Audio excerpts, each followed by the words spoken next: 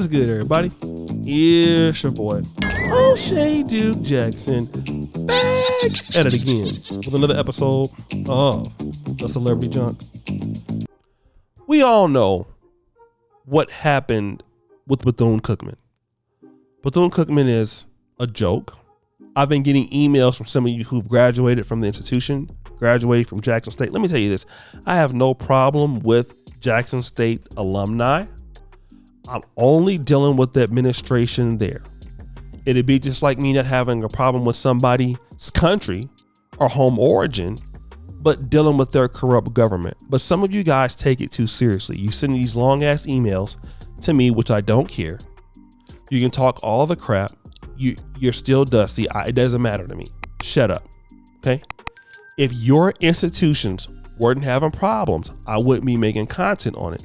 If you feel so adamant about it and you feel like you need to make a change, then you go and run these institutions so it can become better. But until then, get out of my emails crying. Now, with that being said, Bethune-Cookman is terrible. Their president is terrible. Their athletic director, Reggie Theus, is terrible. All of you guys are frauds over there. Okay. Now, Ed Reed came out there. Granted, he handled some things, not in the best way all the time, but he wanted the job. He still wants the job. Y'all don't want to give it to him, right? But here's what we found out. His buddy, Edgerrin James. And if you guys remember Edgerrin James from the 90s, I do. I remember when he played with the University of Miami in his junior year. You had Cade McNown and the UCLA Bruins.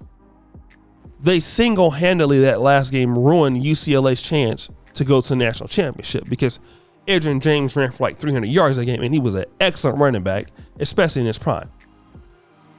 Edgerrin James says this: sometimes we are our own worst enemy. I hate for those kids not getting a chance to witness what makes the great great. Your vision and the outside support was about to have a greater impact than most realize. But shout out to Shaq and those other billionaires you had ready to invest in your vision and build new facilities at Cookman. So see,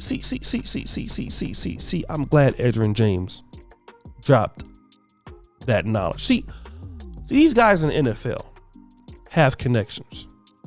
See, and this is the thing about Reggie Theus and these other guys who played in the 80s and got kind of out of touch with things.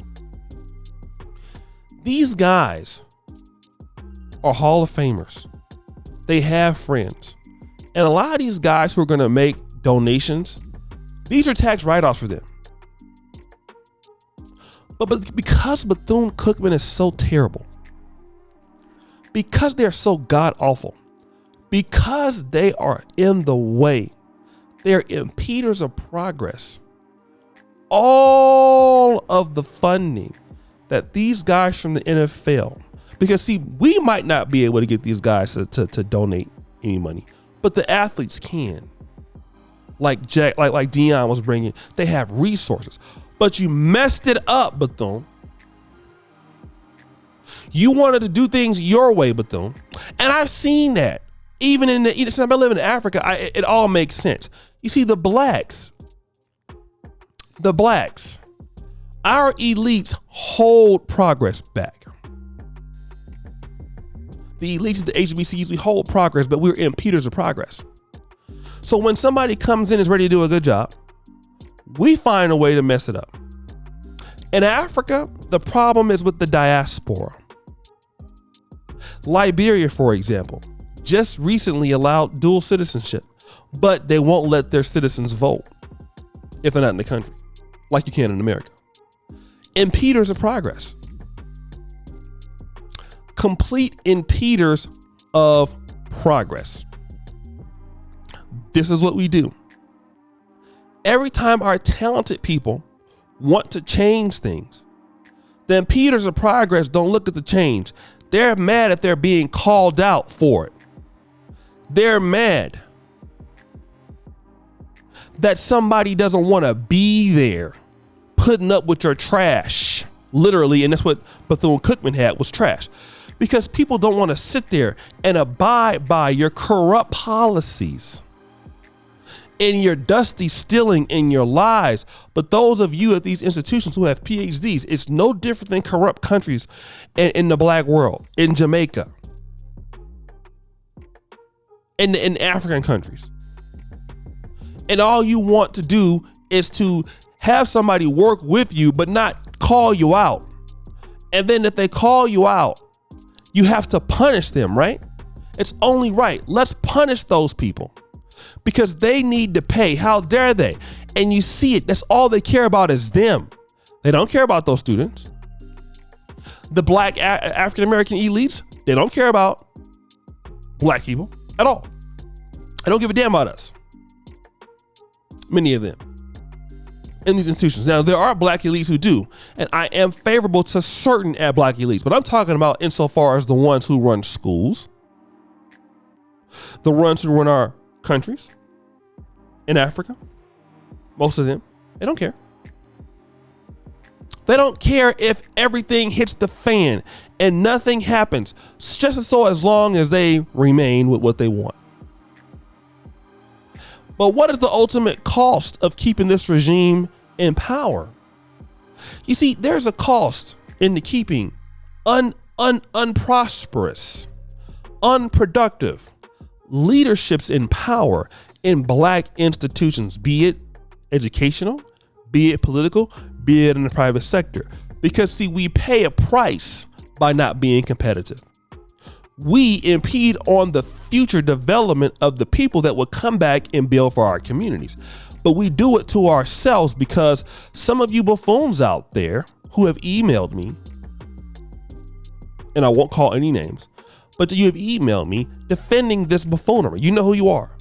And then you wonder why our people don't have anything. You wonder why nobody wants to come into the black community and develop business. Because we always, listen to what I'm saying, we always defend that which is against our progress. So then the people that can come in and help us, they don't. We lose them because we want to get rid of them. How dare they call us out, right? Fine. Let's keep things the same. Because you want them to come and do something, but as long as they don't get successful. Like, all right, you can work here, Ed Reed. But as long as you don't call out this trash. Long as you don't call out this trash. Long as you don't tell us that we suck. Long as you don't tell us that we stink. To our face at least. Because we got to look good in our nice suits.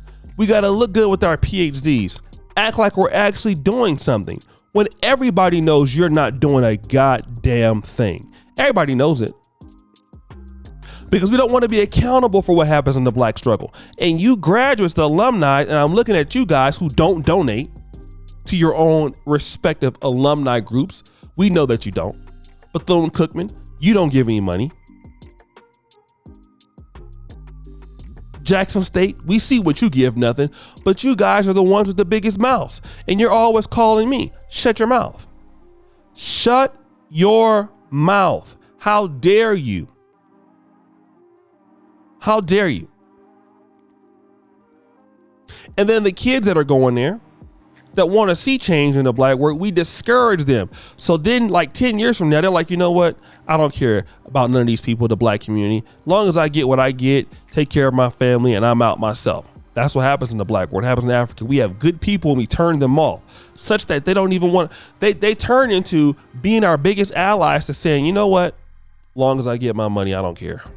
As long as I get my stuff, I don't care. I'm tired of dealing with them. As long as I get what I get, I care. That's all I care about. But we do it to ourselves. Every single day we do it to ourselves because we want to be corrupt. We love it. We love praising idiots who don't do nothing for us. And we love to hate on those who expose it. But guys, what do you think? It's your boy, O'Shea Duke Jackson, back at it again with another episode of The Celebrity Junk. Appreciate you for all that you do. Subscribe, hit the bell. We're out.